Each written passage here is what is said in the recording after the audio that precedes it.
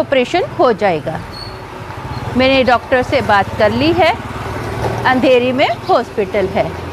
2-2.5 घंटे का टाइम लगता है दोस्तों ट्रेन में जाने से।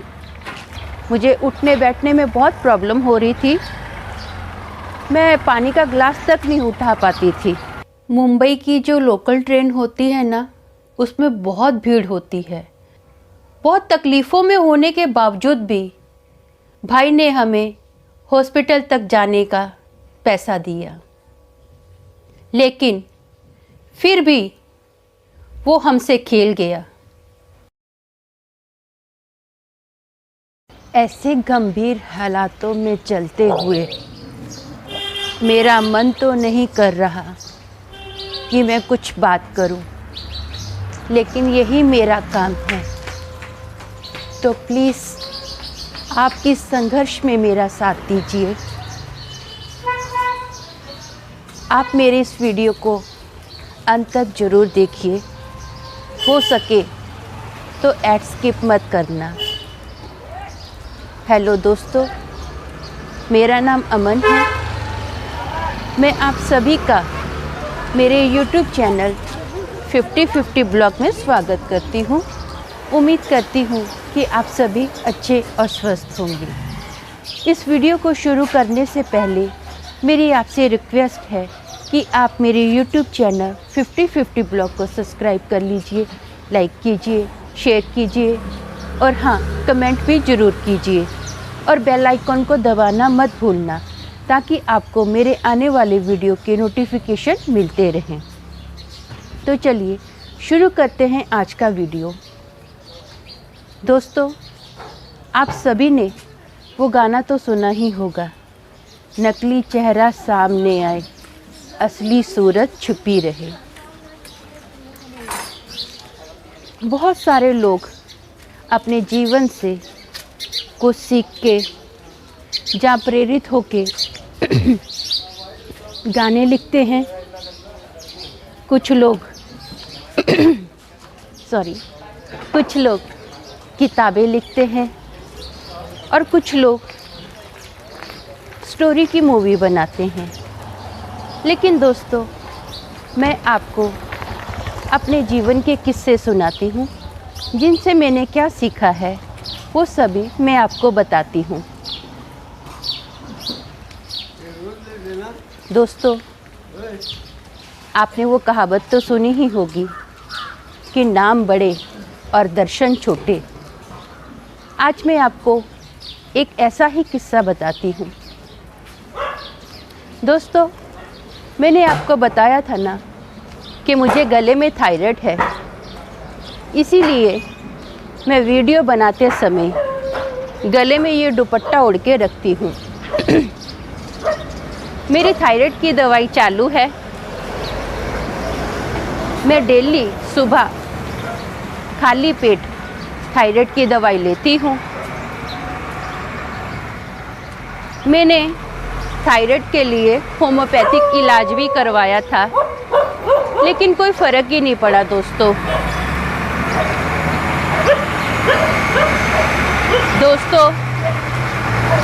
मैंने बहुत ट्राई किया कि मैं मेरे गले का ऑपरेशन करवा लूं, लेकिन पैसा ही नहीं है। आप सारे मेरे घर के हालात तो जानते ही हो।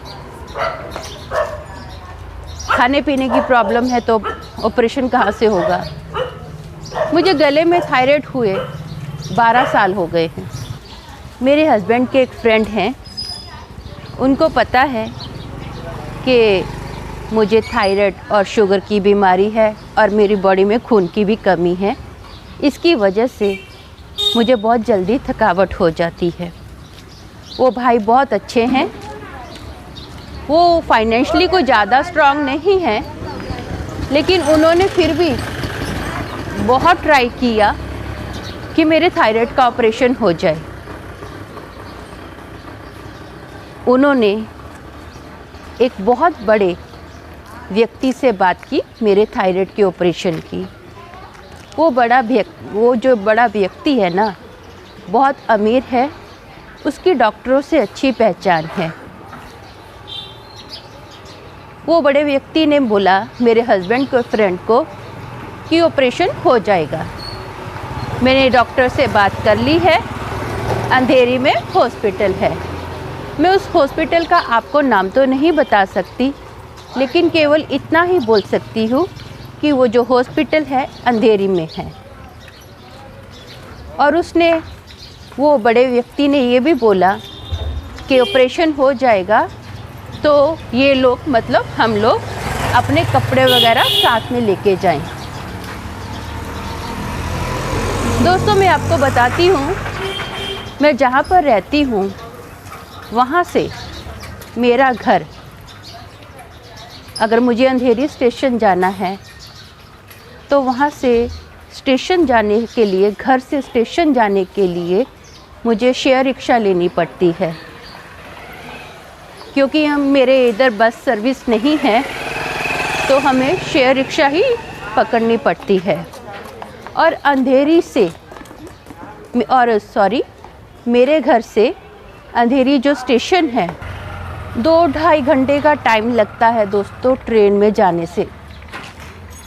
अंधेरी स्टेशन अगर हम लोगों को जाना हो तो उस भाई ने हमको बताया कि वो बड़े व्यक्ति ने बोला है, मैंने बात कर ली है, आपको अगले ही दिन अंधेरी जाना पड़ेगा और डॉक्टर से मिलना पड़ेगा और सारे कपड़े वगैरह लेके जाना, क्योंकि ऑपरेशन आपका पक्का हो जाएगा। मैं आपको बताती हूँ, उन दिनों में मेरी पसलियों में सूजन थी, मुझे बहुत ज़्यादा स्वेलिंग आई हुई थी, मुझे उठने बैठने में बहुत प्रॉब्लम हो रही थी, मैं पानी का ग्लास तक नहीं उठा पाती थी। और इतनी दूर ट्रैवलिंग करना तो बहुत टफ़ था मेरे लिए। मुंबई की जो लोकल ट्रेन होती है ना, उसमें बहुत भीड़ होती है, उसमें चढ़ना बहुत मुश्किल है। तो इतनी दूर जाना, ट्रैवलिंग करना, मैंने आपको बताया कि मेरे लिए बहुत टफ़ था। और वो बड़े बंदे को पता था हमारे पास पैसा नहीं है, तो मेरे हस्बैंड के फ्रेंड ने बोला कि अभी डॉक्टर से टाइम ले लिया है, ऑपरेशन की बात हो चुकी है। तो मेरे हस्बैंड के फ्रेंड ने हमें पैसा दिया और बोला कि टैक्सी करके तुम लोग अंधेरी हॉस्पिटल में जाइए।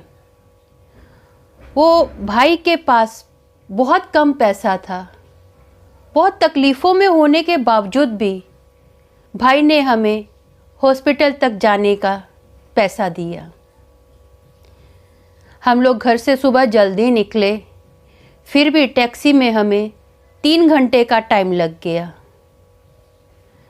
जब हम लोग हॉस्पिटल पहुँचे तो जिस डॉक्टर का रेफरेंस हमें दिया गया था, हम लोगों ने हॉस्पिटल में जाकर उस डॉक्टर के बारे में पूछा, तो हमें पता चला कि वो डॉक्टर तो 9 बजे ही चला गया है। जबकि उस डॉक्टर को पता था, कल से ही पता था कि हम लोग आज हॉस्पिटल में आने वाले हैं, और उसी डॉक्टर ने हमें बोला था कि तुम लोग 9 बजे आ जाना। तो मेरे हस्बैंड ने उस डॉक्टर को फ़ोन किया, तो वो डॉक्टर ने मेरे हस्बैंड को किसी बंदे का नाम बताया और बोला कि उससे जाके हॉस्पिटल में मिल लो। हम दोनों उस बंदे के पास गए, तो उस बंदे ने मुझे और मेरे हस्बैंड को अलग अलग 2 पर्चे थमा दिए, और उन पर्चों का उसने पैसा भी लिया और बोला कि ओटी में जाकर डॉक्टर से मिल लो। मैं डॉक्टर के पास गई, मैंने खुद से आगे से ही डॉक्टर को अपनी शुगर की और थायराइड की रिपोर्ट दिखाई, और मैंने डॉक्टर को बोला कि मुझे थायराइड का ऑपरेशन करवाना है। तो डॉक्टर ने मुझे बोला कि मेरे यहाँ पे फ्री में ऑपरेशन नहीं होता है। तो मैंने जिस डॉक्टर के रेफरेंस से हम इस हॉस्पिटल में आए थे, उस डॉक्टर का नाम भी बोला, तो भी उस डॉक्टर ने बोला कि हम यहाँ पे फ्री में इलाज नहीं करते हैं। तो मेरे हस्बैंड ने वो डॉक्टर से फ़ोन पे बात की कि डॉक्टर बोल रहा है कि हम यहाँ पे फ्री में इलाज नहीं करते हैं, आपका ऑपरेशन फ्री में नहीं होगा।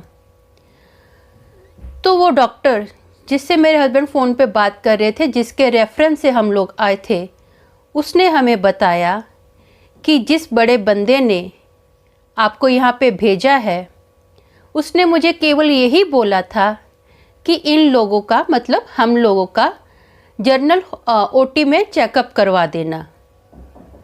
अब डॉक्टर की ये बात सुन के मेरे हस्बैंड तो हक्के बक्के रह गए, उनके पैरों से तो ज़मीन निकल गई, क्योंकि हम इतनी दूर से इतनी प्रॉब्लम से गुज़रते हुए हॉस्पिटल में आए, किसी भले भाई ने हमको पैसा दिया टैक्सी का, और आके हमारे साथ ये हाल हुआ। जनरल चेकअप हम कुछ भी नहीं कर पाए। आखिरकार हम लोग मुंह लटकाकर खुद के घर में आ गए। मैंने इस किस्से से ये सीखा कि बड़े लोग ऐसे ही होते हैं, इनको ऐसा ही करना रहता है। इनको दूसरों की मुसीबत और दुख से कोई लेना देना नहीं है। ये लोग सिर्फ अपने दिखावे के लिए ही जीते हैं। इस किस्से में देखा जाए तो दो बड़ी उदाहरण मेरे सामने आई। एक वो बंदा जिसके पास कुछ भी नहीं है, उसने अपनी हद से बाहर जाकर हमारी मदद की, और दूसरा वो बंदा जिसके पास सब कुछ है, लेकिन फिर भी वो हमसे खेल गया।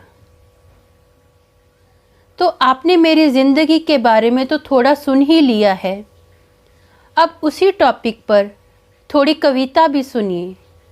ये 50-50 ब्लॉग का स्टाइल है, थोड़ी ज़िंदगी थोड़ी कविता। मुफ्त में किया गया सौदा महंगा पड़ा खरीदार को। मुफ्त में किया गया सौदा महंगा पड़ा खरीदार को। एहसान के बोझ में डूबा हुआ तैर न पाए उच्च जवार को। शांति मिलेगी निस्वार्थ सेवा में। शांति मिलेगी निस्वार्थ सेवा में। बूंदों से बना लो सागर प्यार में। मौका मिले तो पीछे ना हटना। अभी से खुद को ढाल लो सार में। अभी से खुद को ढाल लो सार में।